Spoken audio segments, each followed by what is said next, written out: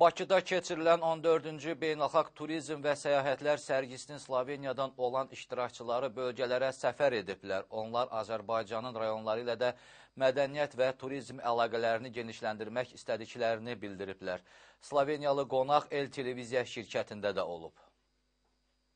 Sloveniyanın Novogoritsa şəhər merinin müşaviri və Sloveniya-Azərbaycan Dostluq Cəmiyyətinin katibi Andrey Kompara El Televiziya şirkətinin qonağı oldu. Şirkətdə qonaqla görüş təşkil edildi. O, Azərbaycana ikinci dəfə gəldiyini dedi. Bildirdi ki, onun bu dəfəki səfəri Bakıda keçirilən 14-cü Beynəlxalq Turizm və Səyahətlər sərgisi ilə bağlı olub. Həmin sərgidə Sloveniyanın 16 tur operatoruz xidmətlərini təklif edir. Buraya əsasən tibbi müalicəvi istiqamətlər daxildir. Sonra Sloveniya və Azərbaycan arasındakı dostluq münasibətlərindən danışıldı. İkinci Dünya müharibəsi zamanı indiki Sloveniya ərazisində Alman faşizminə qarşı döyüşən Azərbaycanlı, Sovet İttifaqı qəhrəmanı Mixailo təxəllüslü Mehdi Hüseynzadənin şücaətindən bəhs olundu. Qonaq vurğuladı ki, Novogoritsada Mehdi Hüseynzadənin büstü və muzeyi var. Görüşdə Sloveniya-Azərbaycan Dostluq Cəmiyyəti barədə də məlumat verildi. Bildirildi ki, cəmiyyət 2010-cu ildən fəaliyyət göstərir. Cəmiyyətin yaranmasında məqsəd iki dövlət arasında mədəniyyət və turizm əlaqələrini genişləndirməkdən ibarətdir.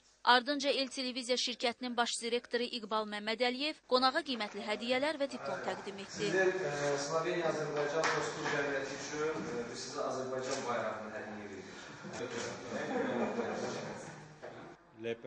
Dostlarımın dəvəti ilə bura gəlmişəm. Mingəçevirdə də olmuşam. Buranın gözəl təbiəti və insanları var. Biz istəyirik ki, tək Bakıda yox, regionlarda da dostluq və turizm əlaqələrini genişləndirək.